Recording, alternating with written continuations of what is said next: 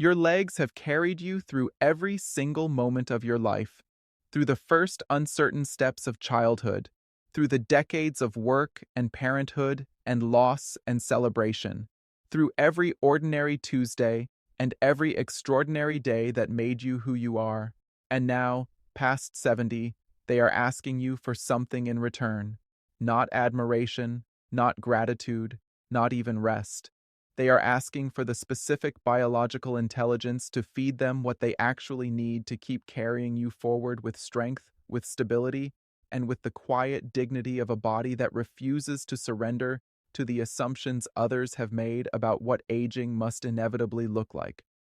There is something profound and rarely spoken about the relationship between a person and their own legs after 70, a relationship that most people never consciously examine until it has already changed in ways that feel both surprising and, in retrospect, entirely inevitable. The legs are the most taken for granted structure in the human body across the years of vigorous life, functioning so reliably, so automatically, so completely, without requiring conscious direction that their presence is felt only as the background condition of everything else that constitutes living. Walking to the kitchen, climbing the stairs, rising from a chair, crossing a room to answer a door, none of these acts command attention when the legs are performing them effortlessly, because effortlessness is invisible. It is only when effortlessness becomes effort that the legs enter conscious awareness, and by the time that transition is clearly felt, the biological processes responsible for it have typically been underway for years, sometimes decades, accumulating their consequences in the silence that functioning biology always maintains until the threshold of noticeable deficit is finally crossed. The biological story of why the legs weaken more profoundly and more rapidly after 70 than any other region of the body is a story with multiple authors: hormonal, neuromuscular, circulatory, and inflammatory, each contributing a distinct chapter to a narrative whose cumulative consequence is the progressive loss of the lower body strength that determines more about the quality, the independence, and ultimately the duration of life after 70 than almost any other single physiological variable. To understand that story in the depth it deserves is to understand why the foods discussed throughout this entire conversation are not generic health recommendations exchangeable with any number of equivalent alternatives, but specifically and mechanistically targeted responses to precise biological challenges that the aging leg faces, and that only nutritional intelligence, consistently applied, can meaningfully address. The skeletal muscles of the lower body, the quadriceps at the front of the thigh, the hamstrings at the rear, the gluteal complex at the hip, the gastrocnemius and soleus of the calf, are the largest and most metabolically significant muscles in the human body, collectively representing the majority of total skeletal muscle mass and accounting for the greatest proportion of the metabolic activity, glucose consumption, and amino acid turnover that skeletal muscle as an organ performs across the 24 hours of a day. Their size is not merely an anatomical fact, but a physiological one. These are the muscles whose preservation or loss determines metabolic rate, insulin sensitivity, cardiovascular workload, immune amino acid reserve, thermoregulatory capacity, and the mechanical stability of the skeleton itself. And they are, according to the research examining the regional pattern of sarcopenic decline across the decades of aging, the muscles that experience the greatest proportional loss of mass and strength as the years advance, a disproportion that reflects specific biological vulnerabilities embedded in the architecture of lower body musculature that upper body muscles do not share to the same. The fast-twitch muscle fibers, the type 2 fibers responsible for power, speed, and the reactive contractile force that catches a stumble before it becomes a fall,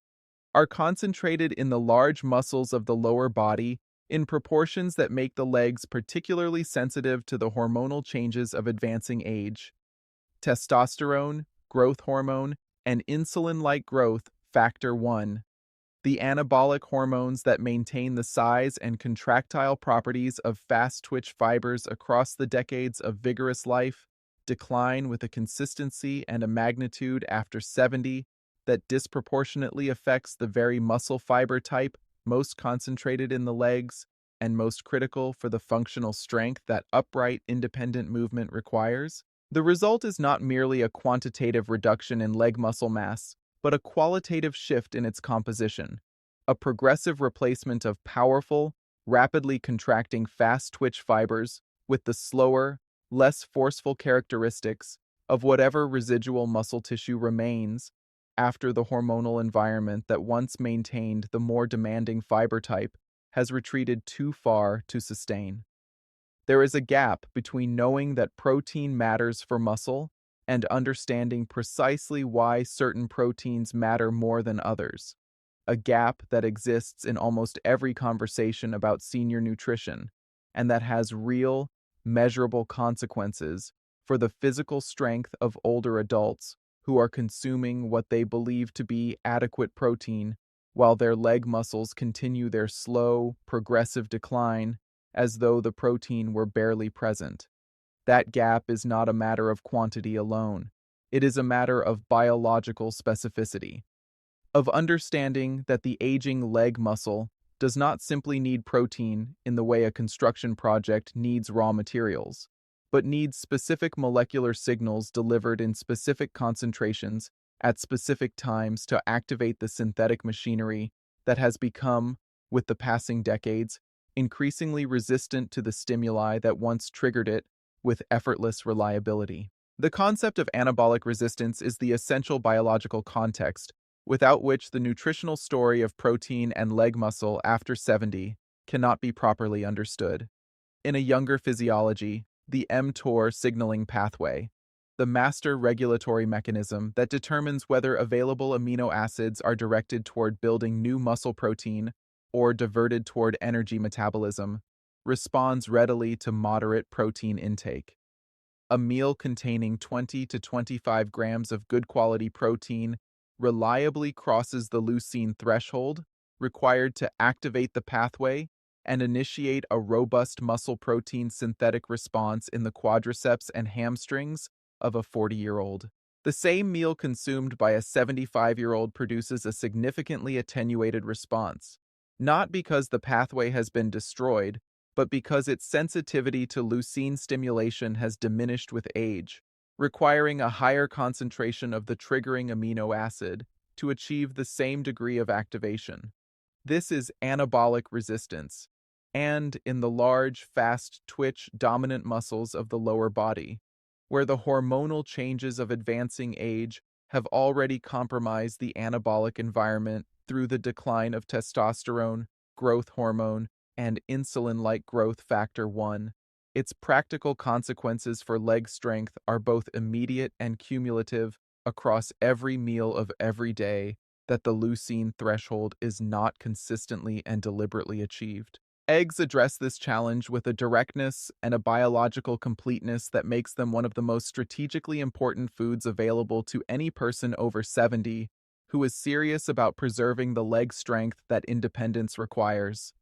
The leucine content of a whole egg, approximately half a gram per egg, means that 2 to 3 eggs consumed at a meal deliver a leucine contribution that, combined with the leucine from other protein sources present in the same meal, meaningfully advances toward the elevated threshold that the anabolically resistant leg muscle of an older adult requires for genuine mTOR pathway activation. But leucine quantity alone does not fully account for the egg's value in this context, because the biological availability of egg protein, its digestibility-corrected amino acid score, is among the highest of any food protein measured, meaning that the leucine and other essential amino acids present in the egg are absorbed and delivered to circulating blood with an efficiency that maximizes the concentration of the triggering signal reaching the muscle tissue of the legs within the post-meal window of synthetic. The whole egg, not merely the white, not merely the isolated protein fraction, but the complete egg with its yolk intact, delivers alongside its protein a fat-soluble nutrient profile whose relevance to leg muscle function in older adults extends the egg's biological contribution well beyond the protein story alone. Vitamin D, present in meaningful quantities in the egg yolk, acts through nuclear receptors in skeletal muscle cells to directly regulate the genes governing muscle protein synthesis and the calcium handling that drives muscular contraction. And in a population where vitamin D insufficiency is extraordinarily prevalent due to reduced cutaneous synthesis, impaired metabolic conversion, and limited dietary intake, the egg yolk's contribution to vitamin D status carries a practical significance for leg muscle function that is disproportionate to its absolute quantity. Vitamin B12, also concentrated in the yolk, supports the myelin integrity of the motor neurons, whose axons descend to the neuromuscular junctions of the leg muscles. Because the strength a leg can express is not merely a function of the muscle tissue present, but of the quality of the neural signal activating it, and that signal depends on the structural integrity of the nerve fibers transmitting it, an integrity that B12 deficiency, again extraordinarily common in adults over 70 due to reduced gastric acid production and impaired intrinsic factor availability, progressively and silently, oily fish, salmon, mackerel, sardines, trout, bring to the leg muscle story a dimension that eggs alone cannot provide, and it is a dimension whose importance for the specific biological challenges of the lower body after 70 is as great as the protein and leucine story told by eggs. The omega-3 fatty acids in oily fish, specifically eicosapentaenoic acid and docosahexaenoic acid, integrate into the phospholipid membranes of leg muscle cells and measurably enhance the sensitivity of the mTOR signaling pathway to leucine stimulation, effectively reducing the anabolic resistance threshold and allowing the same dietary protein intake to produce a greater muscle protein synthetic response than it would achieve in an omega-3 depleted cellular environment. Research in older adults specifically examining lower limb muscle mass and function in relation to omega-3 status consistently demonstrates associations between higher omega-3 intake and better preserved quadriceps strength, better gait speed, and better physical performance on functional assessments that directly reflect the kind of leg strength that determines fall risk and independent mobility. The circulatory contribution of omega-3 fatty acids to peripheral blood flow through their endothelial and anti-inflammatory actions on the arterial system supplying the legs adds yet another dimension of relevance that makes oily fish not merely a protein source for the aging leg, but a comprehensive nutritional intervention whose biological reach extends from the muscle cell membrane to the arterial wall to the neuromuscular junction, where the conversation between nerve and muscle either continues with clarity or fades into the biological static of. There is a biological relationship so fundamental to the act of standing upright, so deeply embedded in the mechanical and chemical architecture of the human lower body, that its disruption after 70 carries consequences for leg strength and physical independence that no amount of dietary protein alone can fully compensate for.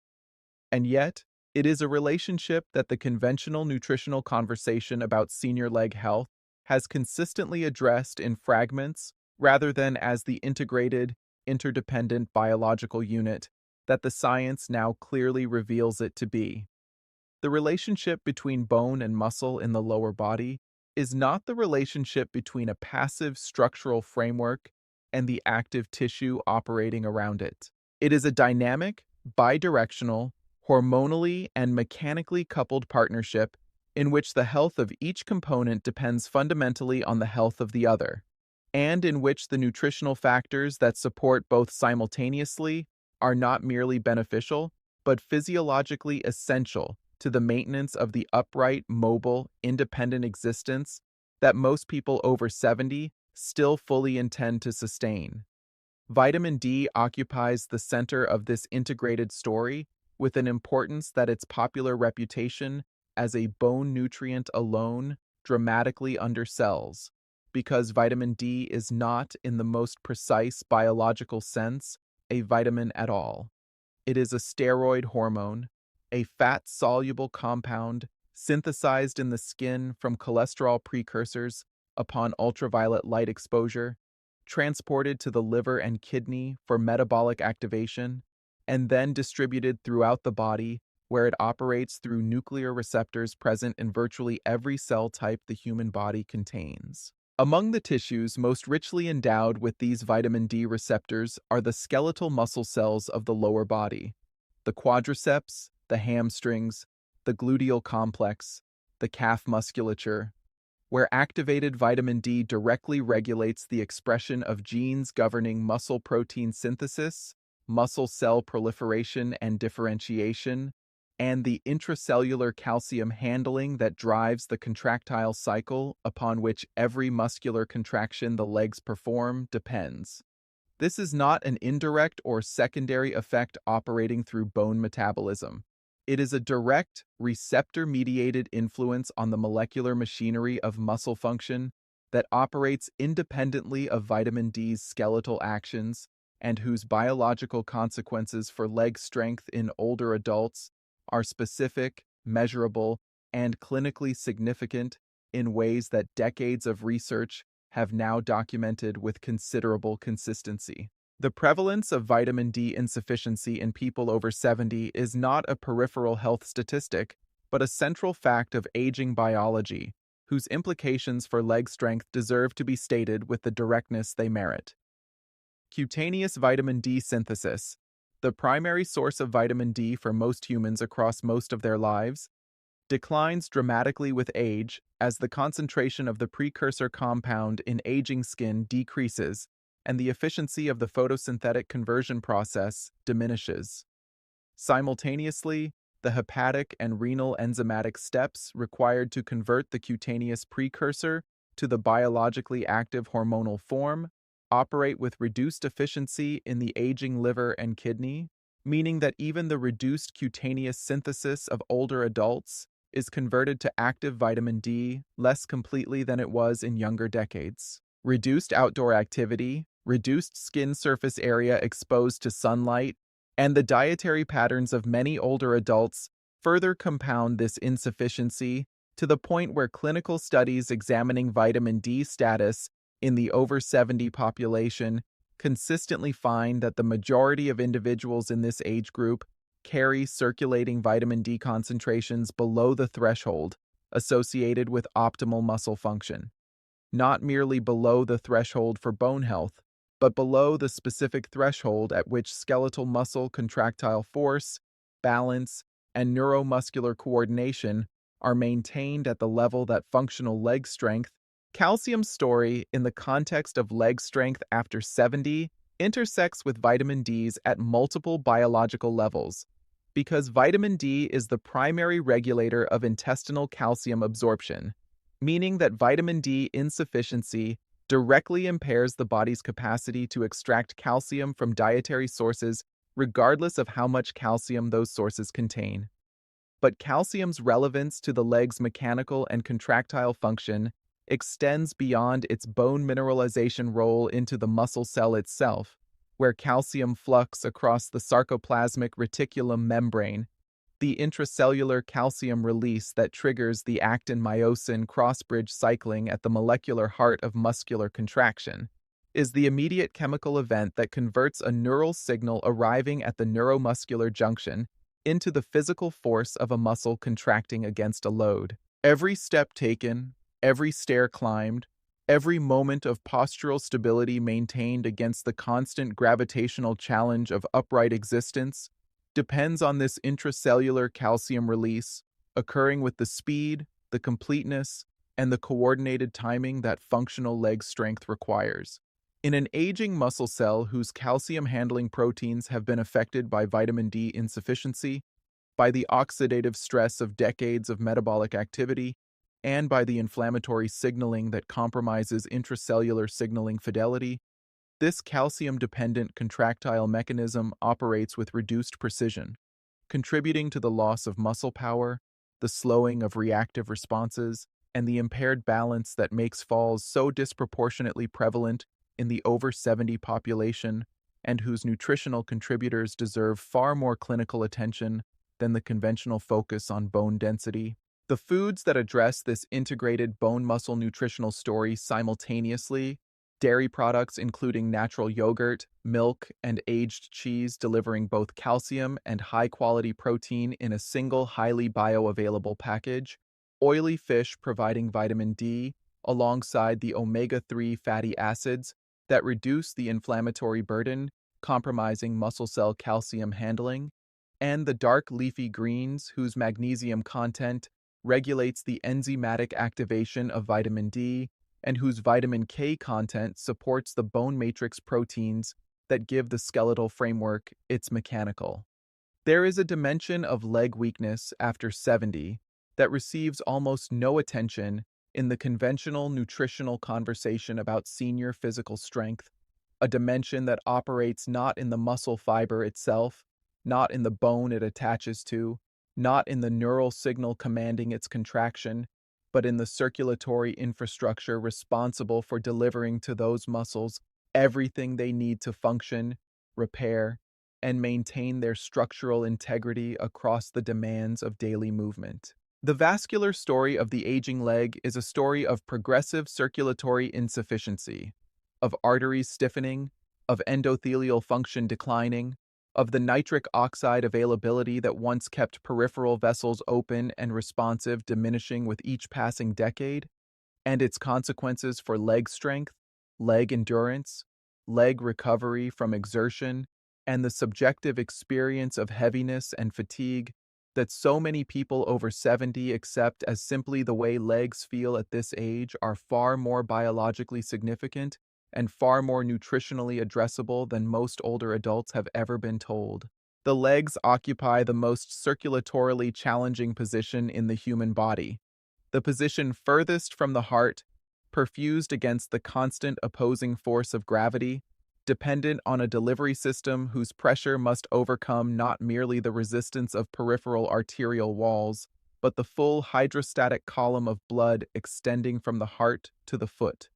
In a young, vascularly healthy body, this challenge is managed with elegant efficiency. Coronary and peripheral arteries retain their elastic compliance. The endothelium lining their inner surface produces adequate nitric oxide to maintain appropriate vascular tone and dilation,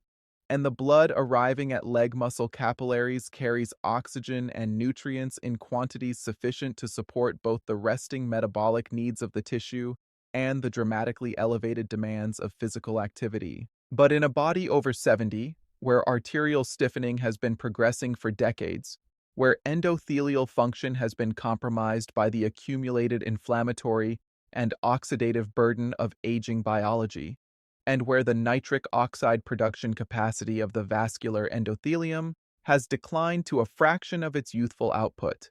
the circulatory delivery to the legs operates with a chronic insufficiency whose consequences for muscle function are as real and as limiting as any deficit in protein or vitamin D. Nitric oxide is the molecular key to understanding what dietary nitrates, the compounds found in abundance in beetroot and dark leafy greens including spinach, rocket, and kale,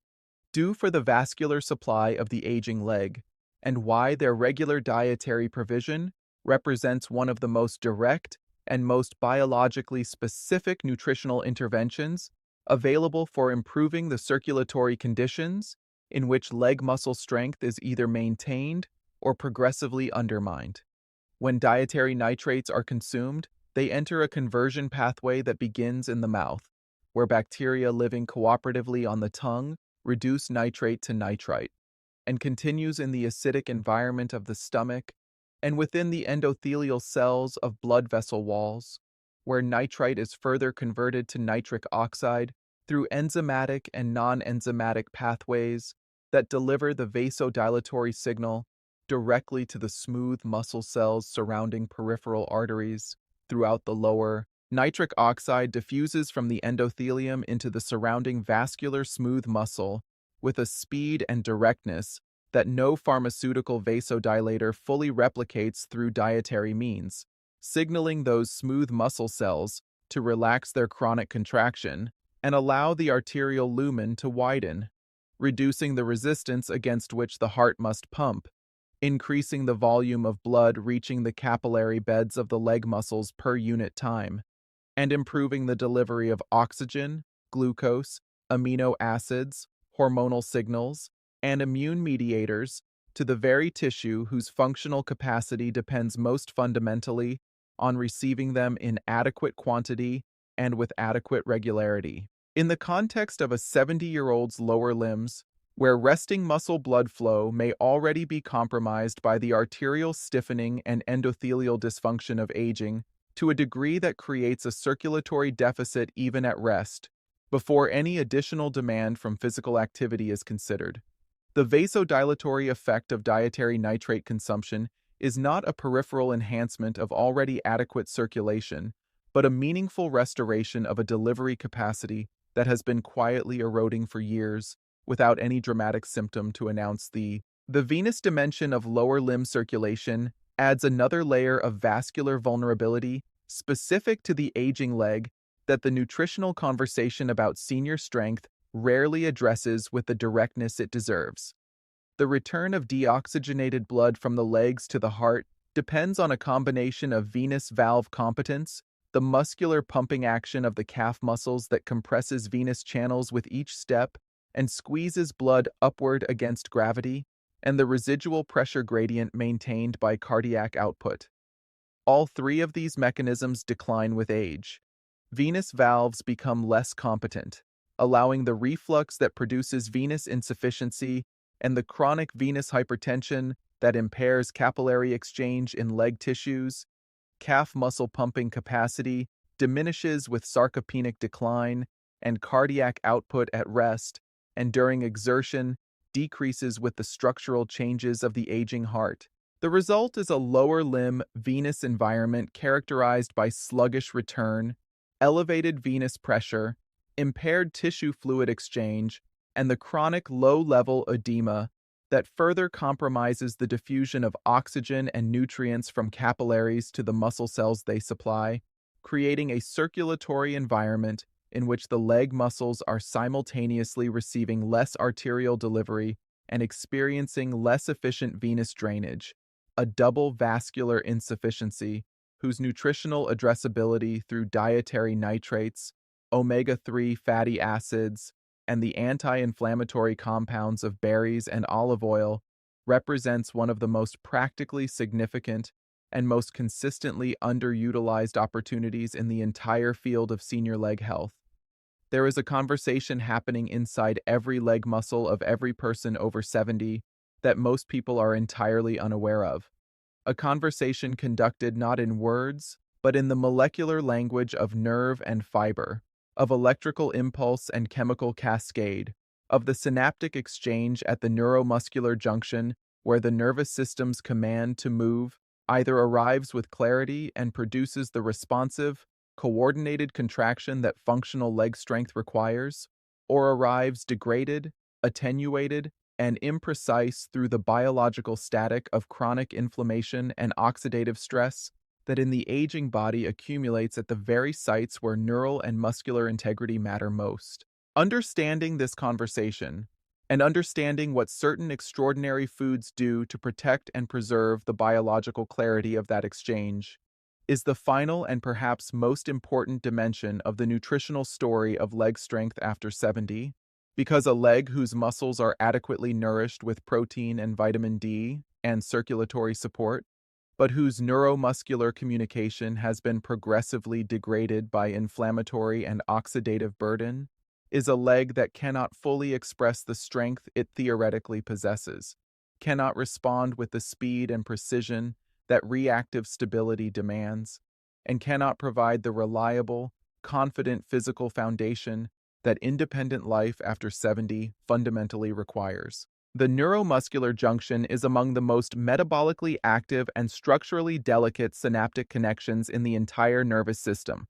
a specialized interface between the terminal axon of a motor neuron and the surface of a muscle fiber, across which the chemical signal acetylcholine is released, received, and translated into the electrical event that triggers the intracellular calcium release driving muscular contraction. This junction is not a static structure. It is a living, continuously maintained biological interface whose structural integrity depends on the ongoing health of both the presynaptic motor neuron terminal and the postsynaptic muscle membrane receptor clusters. And both of these components are profoundly vulnerable to the oxidative stress and inflammatory cytokine signaling that characterize aging biology with particular intensity after 70. Oxidative damage to the motor neuron terminal impairs the vesicular packaging and release of acetylcholine. Inflammatory signaling at the muscle membrane reduces the density and clustering of acetylcholine receptors. The result is a neuromuscular junction that transmits its signal with diminishing fidelity, producing the slowed reaction times, the reduced maximal force expression, and the impaired postural reflexes that make the legs of a 70-year-old feel less responsive, less trustworthy, and less capable of the rapid automatic corrections that prevent a stumble from becoming a fall. Berries, blueberries, strawberries, blackberries, raspberries,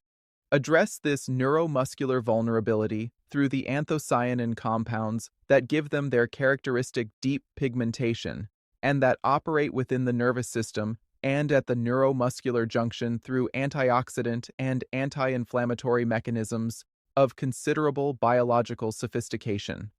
Anthocyanins cross the blood-brain barrier and accumulate in neural tissues with a selectivity that suggests evolutionary relevance.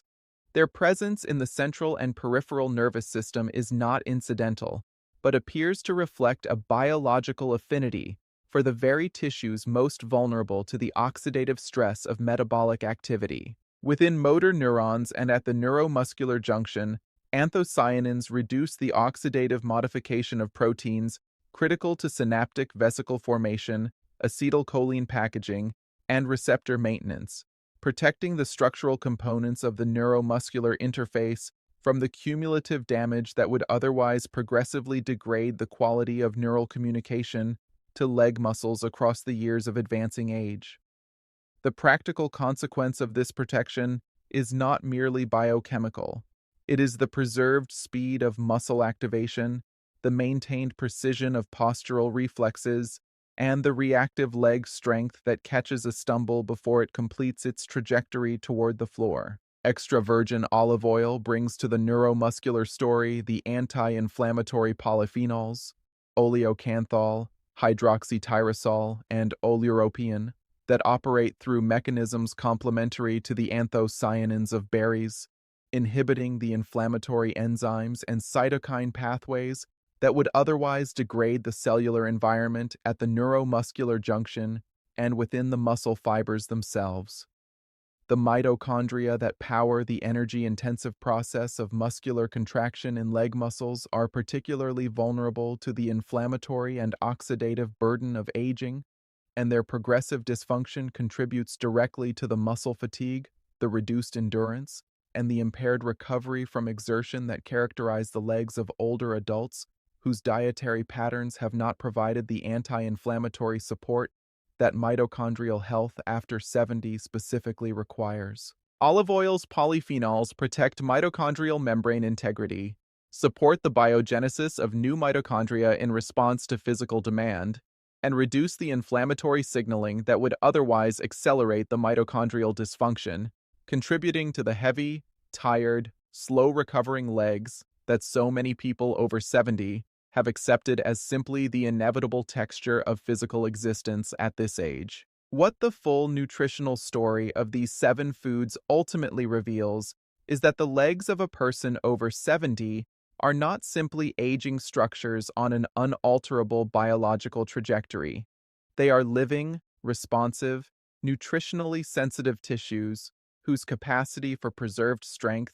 maintained neural integrity, adequate vascular supply, and protected neuromuscular communication is genuinely and meaningfully influenced by what arrives at their cells through the daily dietary choices of the person they carry. The legs that feel heavy and unreliable are not necessarily legs that have reached their biological limit. They may simply be legs that have not yet received the specific nutritional intelligence that the science now makes available to anyone willing to seek it out and apply it with the consistency and the biological understanding that the complexity of the challenge genuinely deserves. If this conversation has illuminated something important for you, if it has shifted your understanding of what your legs actually need, revealed the biological mechanisms behind changes you have been experiencing without fully understanding, or given you a renewed sense of what nutritional science now makes possible for the physical strength of your later years, then bring that illumination to the community that creates it every single week and keeps it growing with every person who finds it. Come and find Dr. Martin Hale on YouTube, your dedicated home for senior health, where every video is built on the same foundation as every word of this speech: